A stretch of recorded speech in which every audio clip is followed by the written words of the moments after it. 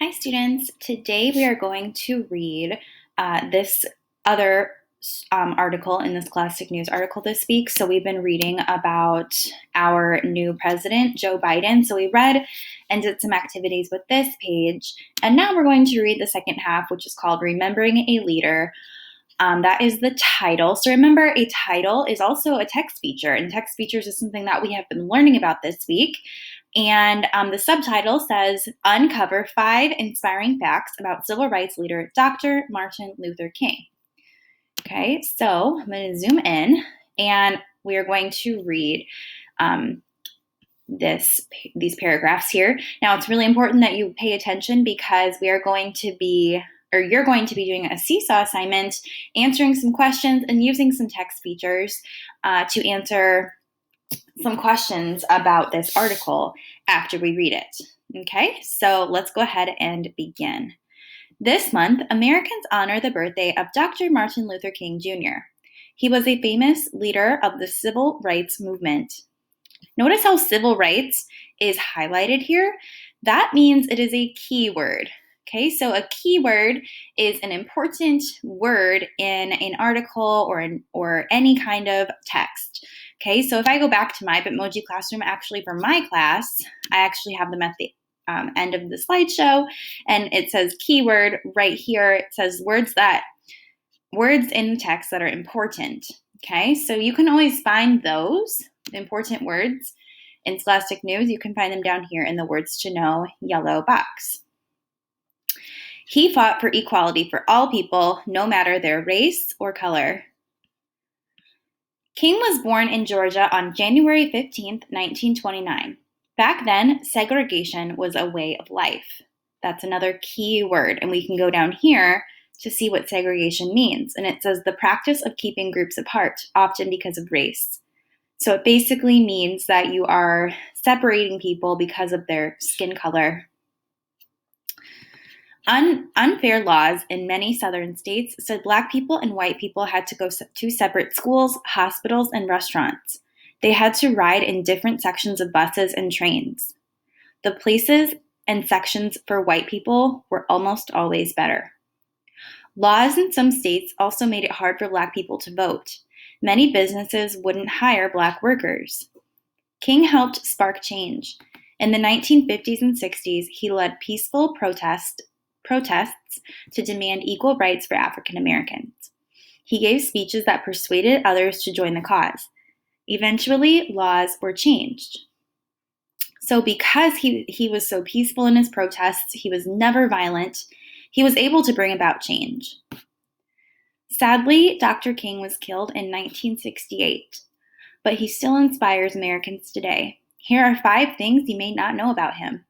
So you have probably read a lot about Martin Luther King Jr., and let's go ahead and read some things that maybe you don't know about him. So number 1, King studied hard. Okay, so King studied hard. That is the heading of these 2 paragraphs. So we're probably going to be reading about his schooling and how he worked very, very hard in probably high school and college. King skipped 2 years of high school because of good grades. Wow, he was very intelligent then. Then he earned 3 college degrees. One was a high-level degree called a doctorate. That's why we call him Dr. King. While in school, King read about nonviolent resistance. That's the idea that people can bring about change using peaceful methods like marches. King would use these methods in working for equality. All right, the second box, it says he went to jail for his beliefs. So this is a heading for this paragraph here. King was arrested about 30 times for speaking out against unfair laws. One arrest was in 1960 when he and other Black protesters sat down in an all-white restaurant. The restaurant refused to serve them, and the group refused to leave. King and other protesters were jailed, which means they went to jail. How awful that they sent him to jail for that. Isn't that terrible? Number 3, he almost didn't share his dream. King delivered his I Have a Dream speech at the 1963 March on Washington. He said he dreamed of a world where people are judged by actions, not skin color. But King almost left out that part of his speech. His advisors thought the dream idea was boring. At first, King agreed not to use the idea, but as he spoke to the crowd, he changed his mind and made history. Wow, I didn't know that Dr. Martin Luther King Jr. almost left that part out of his speech. And that is what he's most well known for, is his I Have a Dream speech. So good thing that he put that in there. Number 4, he's honored next to presidents.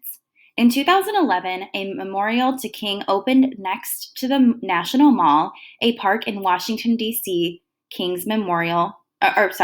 A park in Washington, D.C. King's Memorial stands near monuments to other American leaders like George Washington and Abraham Lincoln. It includes a 30-foot tall statue of King. It's the first memorial next to the mall to honor an African American. So we can see here a picture, and if we look at the caption, this is the caption in black here in the black text. It says the King Memorial. So this caption tells us about the picture, and that is a really important text feature. And you see that a lot when we are reading scholastic news articles or any nonfiction texts. So that's a picture of the King Memorial, and that is in Washington, D.C. If you go to Washington, D.C. someday, you could see that statue or that memorial. Number 5, his granddaughter carries on his work. Yolanda Renee King, 12, which means she's 12 years old, so she's not much older than you guys, never met her grandfather, which would be Martin Luther King, but he inspires her. She gives speeches about issues she cares about, like racism. There's another key word. Last summer, she promised that she and other kids would fight to make our nation better. We will fulfill my grandfather's dream, she said. So she's still working on making a change because the United States isn't perfect and we still have lots of work to do when it comes to treating everyone equally. So his granddaughter, Yolanda King, and here's another caption. It tells us who this picture is of. She's carrying on his work. All right, so if we zoom out, that is all. And we just read all of the text here. So remember that all of these highlighted or bold words can be found in the Words to Know box. That's kind of like a glossary for scholastic news. Normally, a glossary which tells you all of the definitions is at the back of a book or a text, but with scholastic news, since it isn't very long articles, they just put it on the page. So right now, you're going to go to Seesaw, and you have an assignment that you are going to do, and it is all about using some of the text features that we have saw in this article to answer some questions. They're not very difficult, and if you paid attention to this video, you should be able to get all of the questions correct. So I wish you luck, and I will see you later. Goodbye.